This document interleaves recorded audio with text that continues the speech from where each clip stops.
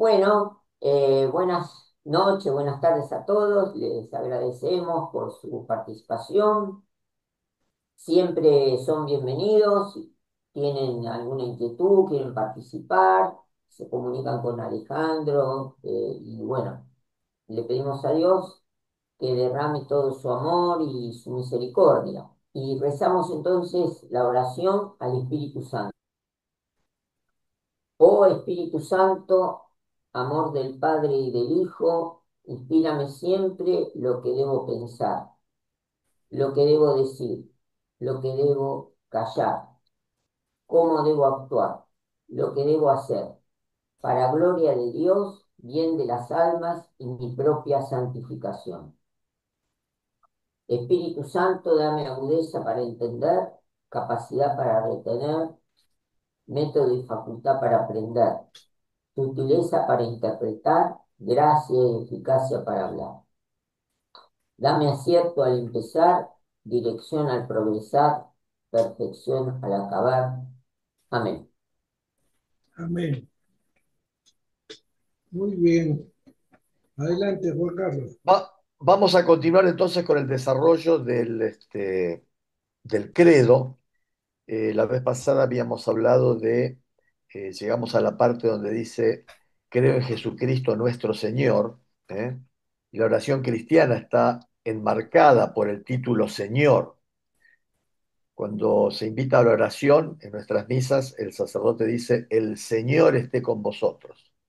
Y la asamblea toda reunida responde, y con tu espíritu. Se cree que este diálogo del celebrante y el pueblo reunido ya se daba en los primeros siglos del cristianismo, que los apóstoles pronunciaban esa invitación, esa expresión, el Señor esté con vosotros. Incluso también cuando concluimos oraciones donde decimos por Jesucristo nuestro Señor. Entonces, habíamos hablado del nombre de Jesucristo. El nombre de Jesús significa Dios salva, etimológicamente significa Dios salva. El niño nacido de la Virgen María se llama Jesús porque él salvará a su pueblo de sus pecados. Esto está en Mateo 1:21. No hay bajo el cielo otro nombre dado a los hombres por el que nosotros debamos salvarnos. Esto está en Hechos 4:12. El nombre de Cristo significa ungido o Mesías. Y disculpen, voy a poner un timer para no pasarme del tiempo. Yo quería que la charla durara, digamos, no más de 20 minutos. Entonces, el nombre de Cristo significa ungido, Mesías. Jesús es el Cristo porque Dios lo ungió con el Espíritu Santo y con poder. Esto está en Hechos 10:38. Era el que ha de venir, el objeto de la esperanza de Israel. Esto está dicho en Hechos 28:20. El nombre de Hijo de Dios significa la relación única y eterna de Jesucristo con Dios su Padre. Él es el Hijo único del Padre y Él mismo es Dios. Para ser cristiano es necesario creer que Jesucristo es el Hijo de Dios. Bueno, no sé si se me detuvo acá el... Ah, no, está bien. Bueno, el nombre de Señor significa la soberanía divina. Confesar o invocar a Jesús como Señor es creer en su divinidad. Nadie puede decir Jesús es Señor sino por influjo del Espíritu Santo. Esto lo dice San Pablo en la primera a los Corintios 12:13. Bueno, y ahora sí, en el credo, después de hablar de decir Jesucristo nuestro Señor, nosotros decimos que fue concebido por obra y gracia del Espíritu Santo y nació de Santa María Virgen. Por eso ahora vamos a tratar este tema. El Hijo de Dios se hizo hombre, porque el Verbo se hizo carne. Con el credo niceno-constantinopolitano respondemos confesando el verbo se hizo carne por nosotros los hombres y por nuestra salvación bajó del cielo y por obra del Espíritu Santo se encarnó de María, la Virgen, y se hizo hombre. El Verbo encarnó para salvarnos reconciliándonos con Dios. Dios nos amó y nos envió a su Hijo como propiciación por nuestros pecados, dicho en la primera carta de Juan, capítulo 4, versículo 10. El Padre envió a su Hijo para ser Salvador del mundo. Primera carta de Juan, capítulo 4, versículo 14.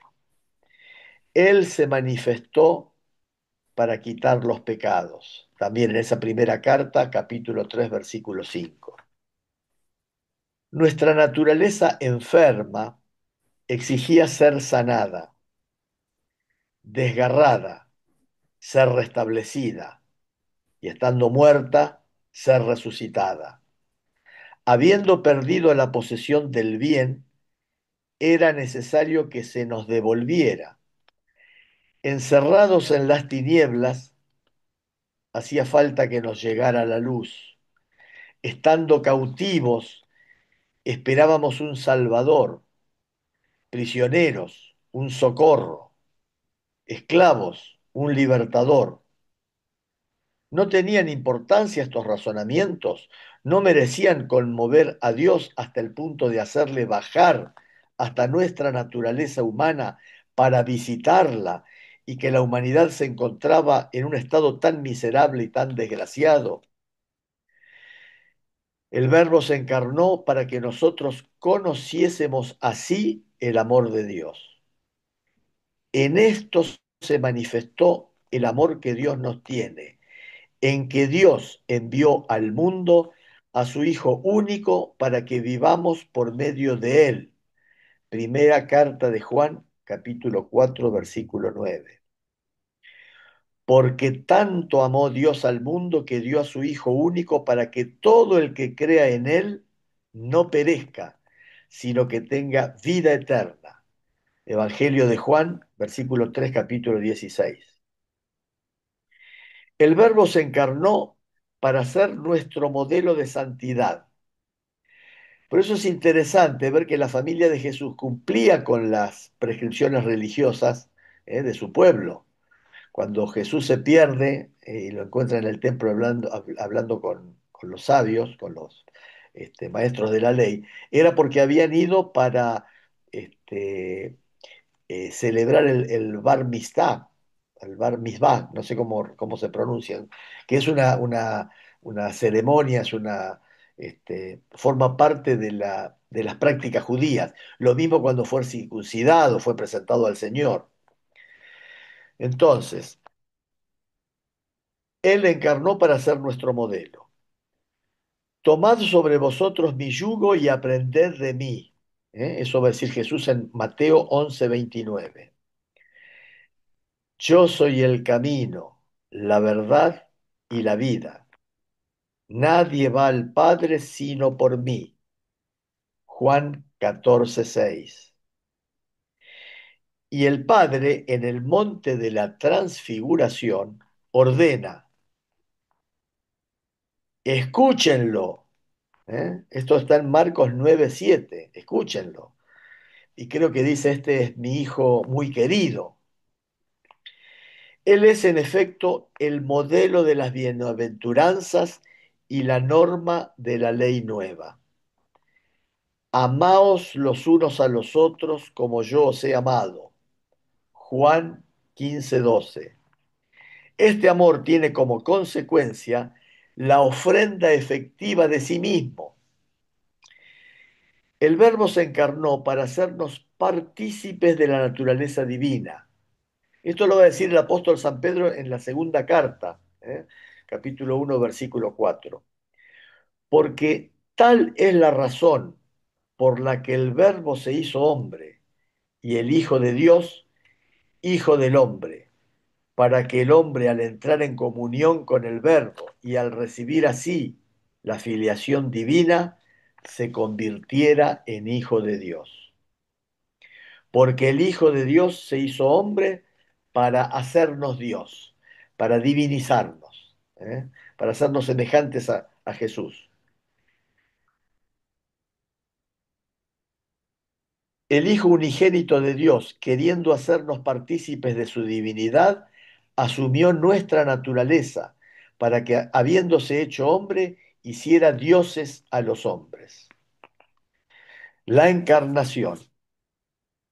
Volviendo a tomar la frase de San Juan, el verbo se encarnó, esto en el capítulo 1, versículo 14, la Iglesia llama encarnación al hecho de que el Hijo de Dios haya asumido una naturaleza humana para llevar a cabo por ella nuestra salvación.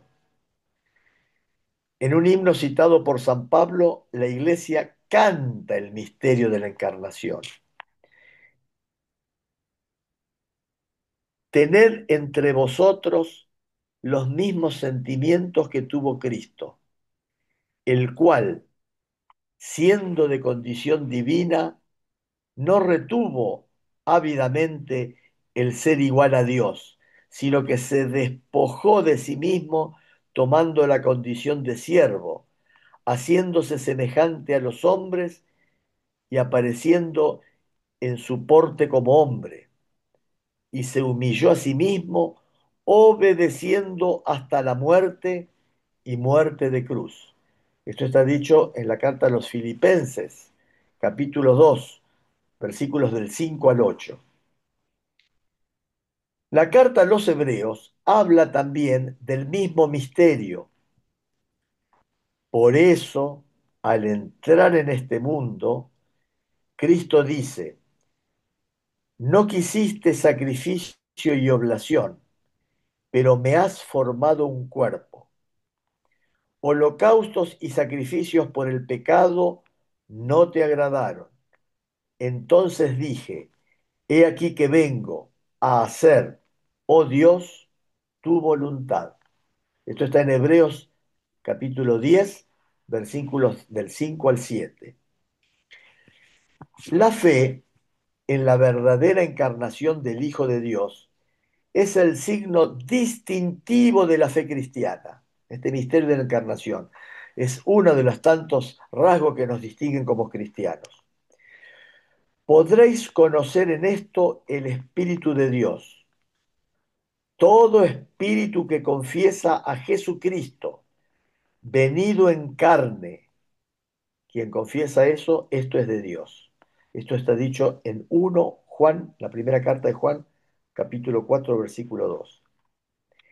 Esa es la alegre convicción de la Iglesia desde sus comienzos cuando canta el gran misterio de la piedad. Él ha sido manifestado en la carne. Está en la primera carta a Timoteo, capítulo 3, versículo 16. Verdadero Dios y verdadero hombre. Acá viene un gran misterio muy importante que logró consolidarse en la iglesia tras muchas luchas y tras muchas herejías que iban brotando. Vamos a ver. El acontecimiento único y totalmente singular de la encarnación del Hijo de Dios no significa que Jesucristo sea en parte Dios y en parte hombre, ni que sea el resultado de una mezcla confusa entre lo divino y lo humano. Él se hizo verdaderamente hombre, sin dejar de ser verdaderamente Dios. Jesucristo es verdadero Dios y verdadero hombre. La Iglesia debió defender y aclarar esta verdad de fe durante los primeros siglos frente a muchas herejías que la falseaban. Las primeras herejías negaron menos la divinidad de Jesucristo que su humanidad verdadera.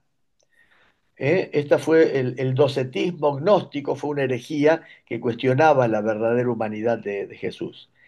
Desde la época apostólica, desde la época de los apóstoles, La fe cristiana insistió en la verdadera encarnación del Hijo de Dios, venido en la carne.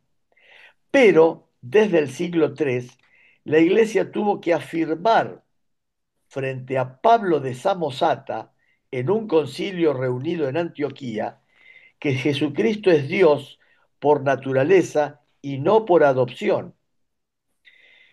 Perdón, es hijo de Dios por naturaleza y no por adopción.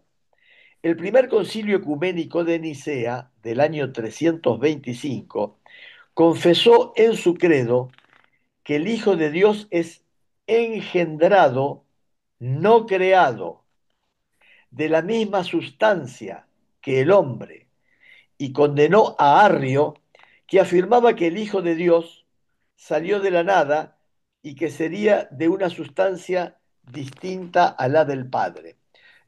Un tal Arrio generó una corriente que se llamó arrianismo. La herejía nestoriana veía en Cristo una persona humana junto a la persona divina del Hijo de Dios. Frente a ella, San Cirilo de Alejandría y el tercer concilio ecuménico reunido en Éfeso en el año 431 confesaron que el Verbo, al unirse en su persona a una carne animada por un alma racional, se hizo hombre. La humanidad de Cristo no tiene más sujeto que la persona divina del Hijo de Dios, que la ha asumido y hecho suya desde su concepción. Por eso, el concilio de Éfeso proclamó en el año 431 que María llegó a ser con toda verdad Madre de Dios, mediante la concepción humana del Hijo de Dios en su seno. Madre de Dios, no porque el Verbo de Dios haya tomado de ella su naturaleza divina, sino porque es de ella de quien tiene el cuerpo sagrado dotado de un alma racional, unido a la persona del Verbo, de quien se dice que el Verbo nació según la carne. Los monofisistas, otra secta, digamos, que pululaba en aquellas épocas, afirmaban que la naturaleza humana había dejado de existir como tal en Cristo al ser asumida por su persona divina de Hijo de Dios.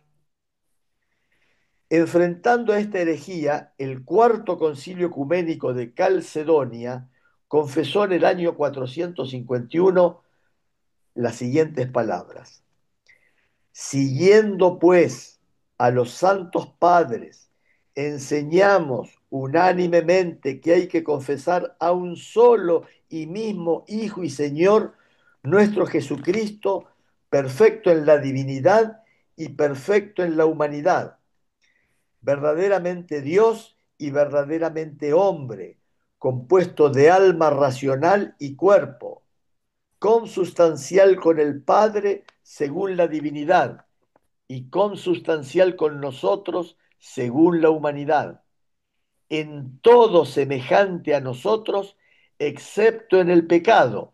Esto último, en todo semejante a nosotros, excepto en el pecado, está en la carta a los Hebreos, capítulo 4, versículo 15. Nacido del Padre antes de todos los siglos según la divinidad, y por nosotros y por nuestra salvación, nacido en los últimos tiempos de la Virgen María y Madre de Dios según la humanidad. Se ha de reconocer a un solo y mismo Cristo Señor, Hijo único en dos naturalezas, sin confusión, sin cambio, sin división, sin separación.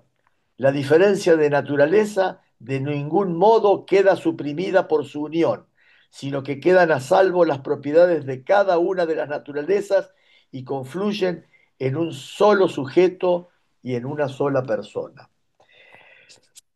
Como vemos, el llegar a definir esta singularidad de la encarnación, verdadero Dios y verdadero hombre, llevó varios siglos y un conjunto de controversias que hubo que ir venciendo, que hubo que ir refutando.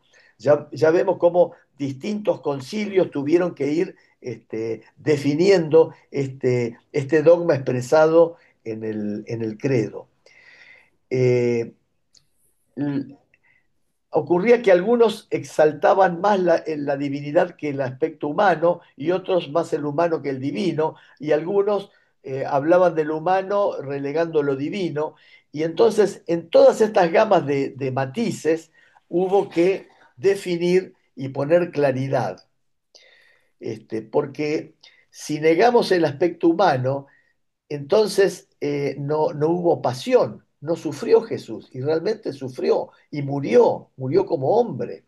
Entonces, todos sus atributos como segunda persona de la Santísima Trinidad y todos los atributos como humano encarnado en un cuerpo de mujer, todos esos atributos están perfectamente definidos en este misterio que expresamos diciendo que es verdadero Dios y verdadero hombre. Y ninguna de las dos naturalezas se impone a la otra.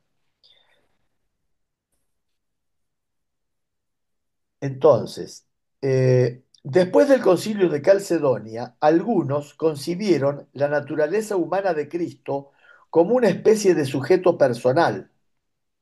Contra estos, el quinto concilio ecuménico en Constantinopla, el año 553, confesó a propósito de Cristo: no hay más que una sola hipóstasis, o personal, o persona, que es nuestro Señor Jesucristo, uno en la Trinidad. Por tanto, todo en la humanidad de Jesucristo debe ser atribuido a su persona divina como a su propio sujeto. No solamente los milagros, sino también los sufrimientos y la misma muerte. Él que ha sido crucificado en la carne, nuestro Señor Jesucristo, es verdadero Dios, Señor de la gloria y uno de la Santísima Trinidad. La Iglesia confiesa así que Jesús es inseparablemente verdadero Dios y verdadero hombre. Él es verdaderamente el Hijo de Dios que se ha hecho hombre, nuestro hermano, y eso sin dejar de ser Dios, nuestro Señor.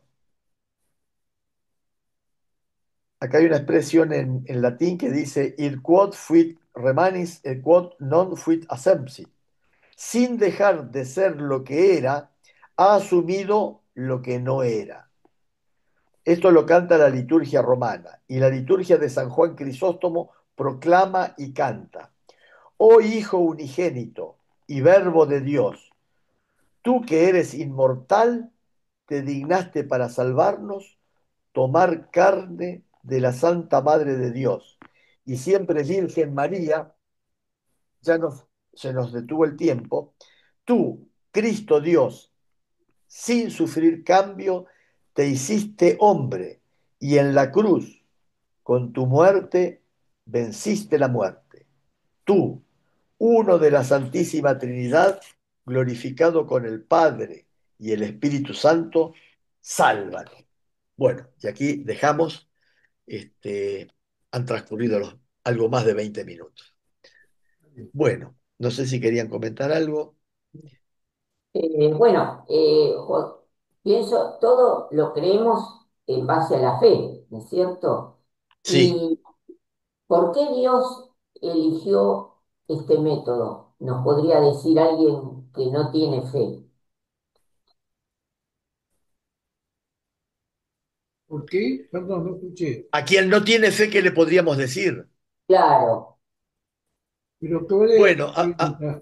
adelante, adelante, Alejandro. ¿Cuál era la pregunta, Fernando? No escuché. a una persona que no tiene fe, Sí, ¿cómo le explicamos por qué Dios eligió que venga su hijo? O sea, todo lo que nos explicó Juan Carlos, sin fe. una persona que no tiene fe. ¿Por qué Sí, vino Jesús a este mundo? eso, sí. Bueno, según la palabra, es porque vino a salvarnos de nuestros pecados, ¿no? dio su vida para eso, porque el hombre por sí mismo no se podía salvar, ¿no? Sí, desde el punto de vista de la lógica, digamos, Dios lo creó al hombre a su imagen y semejanza y lo hizo libre, le dio libertad. Y eh, Dios siempre quiso respetar esa libertad. Entonces, la única forma, el único camino que podía existir para volver a que el hombre volviera a enmendarse, volviera a salir del pecado, era respetando esa libertad, presentarse ante él como otro hombre y volver a invitarlo. Ahora, eh, al que no tiene fe, en realidad, le diríamos que rezaríamos para que Dios le dé la fe y que él mismo pidiera a Dios que le dé la fe para aceptar esto, porque realmente el misterio de la Trinidad y el misterio de la encarnación realmente son solamente asequibles por el camino de la fe. No hay otra. Esto no. Lo que sí a quien no tiene fe, lo que se le puede invitar es a participar de reuniones donde se traten los temas, donde se rece, y viviendo en comunidad, en un ambiente, digamos, de fe, es posible que esa fe pueda ir anidando en su corazón y en última instancia va a depender de Dios que quiera que reciba esa fe y él y la persona que quiera aceptarla, recibirla, ¿no? Que tenga un corazón abierto. De todos modos, esto es lo más maravilloso, que para respetar la libertad del hombre, Dios tuvo que hacerse hombre y padecer, y invitarlo para que libremente el hombre diga sí o no, como vemos en el Evangelio, que están los que aceptan y los que no aceptan, ¿no?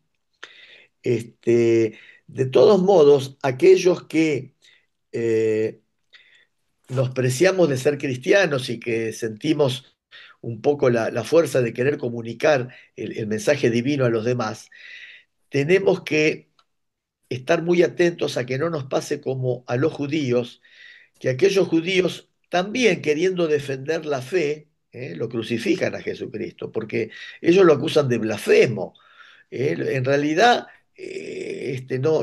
no supieron ver lo que había, pero no lo hacían, digamos, con un espíritu, digamos, estrictamente perverso. Lo acusaban de blasfemia, lo acusaban porque de algún modo transgredía el orden previo existente, ¿no? Ahora, claro, les faltó abrir el corazón porque Jesús les daba muestras, les decía cómo su presencia había sido anunciada por los profetas, hacía milagros, había corazones duros, ¿no?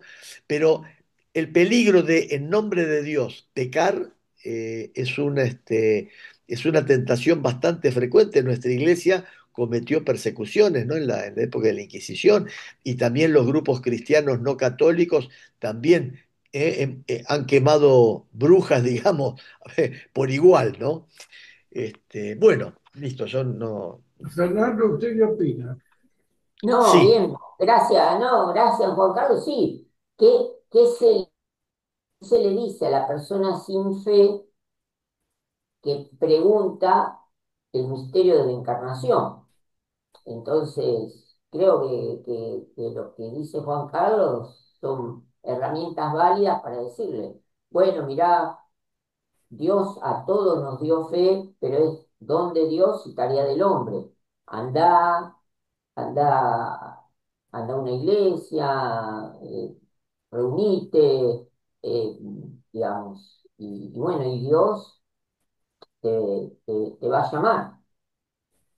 claro. Acá hay un par de aspectos que me gustaría analizar, muy cortito. Por un lado, la cruz de Cristo, eh, misteriosamente, estaba 500 años antes, aproximadamente, ya, digamos, había una profecía de que se iba a cumplir y con detalles, inclusive de lo que pasó con sus ropas, que iban a coronarlo con espinas, y bueno, todo creo que era Isaías, ¿no? 500 Sí, años, varios profetas, sí, sí. varios años, él también, Isaías, Jeremías, varios, varios. varios, sí. Sí, O sea, la Biblia está llena, en realidad Jesús mismo dice que la Biblia habla de él, ¿no? sí, En el Antiguo Testamento. O sea que la muerte de Cristo fue algo, de cierta forma, buscado por Dios. Parece una cosa que humanamente no la podemos comprender, pero formaba parte de la pasión de Cristo, ¿no? Era, si bien él dice que se haga tu voluntad, y no la mía, es verdad, en un momento dado no quiere pasar la cruz, pero lo acepta en obediencia, fue algo ya buscado por Dios 500 años antes que ocurra, lo cual es bastante misterioso, inclusive fue contado con detalles, ¿no? Interesante que hasta los detalles de lo que pasó después en la cruz, o sea que hasta qué punto, digamos, es muy difícil humanamente poder decir, bueno, si el pueblo o no, porque de alguna manera era necesaria la muerte de Cristo, pero no solamente por la muerte, sino por la resurrección. Entonces, al que no tiene fe, hay que contarle la buena parte de la historia también. Que Cristo no solamente murió, sino que resucitó. Él puede decir, bueno, yo no creo. Bueno, pero entonces en ese caso él puede buscar o esperar que Dios lo ilumine, porque Dios siempre contesta las consultas hechas con el corazón, sinceramente. Si una persona busca sinceramente a Dios, Dios le va a contestar. Entonces, si no cree, que le consulte a Dios. Dios es muy generoso, porque si dio su Hijo para salvarnos, es muy generoso. Y el mismo Dios es el que convirtió a Pablo. Pablo no quería seguir, estaba matando a los cristianos y Pablo fue convertido por Jesús mismo. O sea que la obra la hace totalmente Dios, no es nuestra. La conversión de nadie es nuestra, nadie se convierte por la predicación de nadie. Todos nos convertimos por la obra de Dios en nosotros de una manera o de otra. Y la salvación del mundo también es obra de Dios.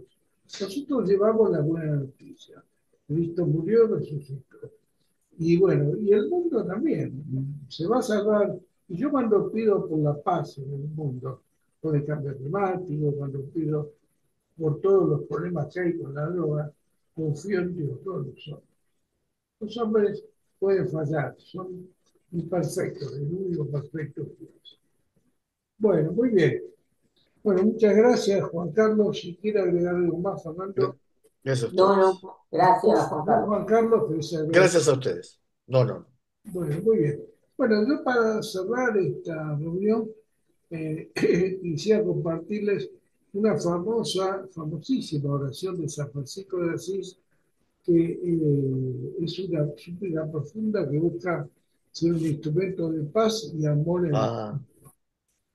Oh Señor, hazme un instrumento de tu paz, donde hay odio, que lleve yo amor, donde hay ofensa, que lleve yo el perdón, donde haya discordia, que lleve yo la unión, donde haya duda, que lleve yo la fe, donde haya error, que lleve yo la verdad, que es Jesús, donde haya desesperación, que lleve yo la alegría, donde haya tinieblas, que lleve yo la luz, que es Jesús, donde haya tristeza, que lleve yo la alegría, oh Maestro.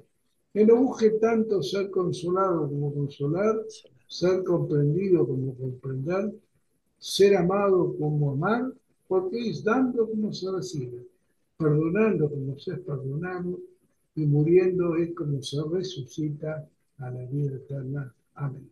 amén. Esta es una oración Amén. Bien. maravillosa de San Francisco.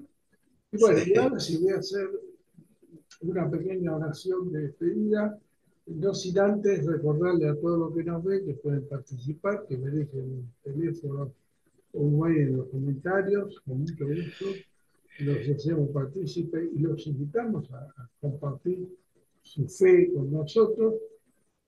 Y también siempre estoy pidiendo a Dios todos los días que los hombres se aperciban de los tiempos que corren, vean las dificultades que tiene el mundo y oremos todos a Dios, pidamos a los gobiernos por la paz, por el combate a las drogas y por el problema del cambio climático, porque el cambio climático también y las drogas pueden destruir el mundo.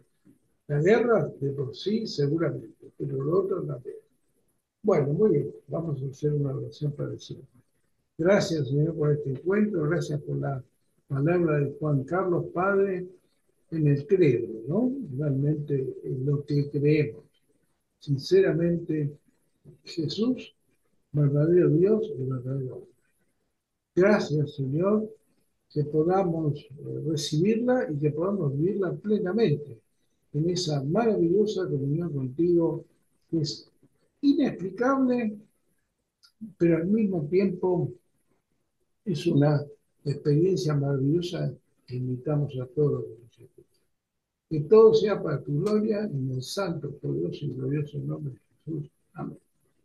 Bueno, muy Amén. bien. Amén. Gracias por todo. Gracias, Fernando. Gracias, Juan Carlos. Que tengan Gracias a una ustedes. semana. Que Dios los bendiga. Y bueno, el próximo lunes a las 7, Fernando, con gusto lo vamos a escuchar. ¿Eh? Que Muy sigan bien. bien. ¿Eh? Chao, hasta Chao pronto. Alejandro, chao Juan Carlos, chao a todos. Chao, chao, chao, chao, Bendiga a chao. todos. Chao, buenas noches. Gracias. Amén.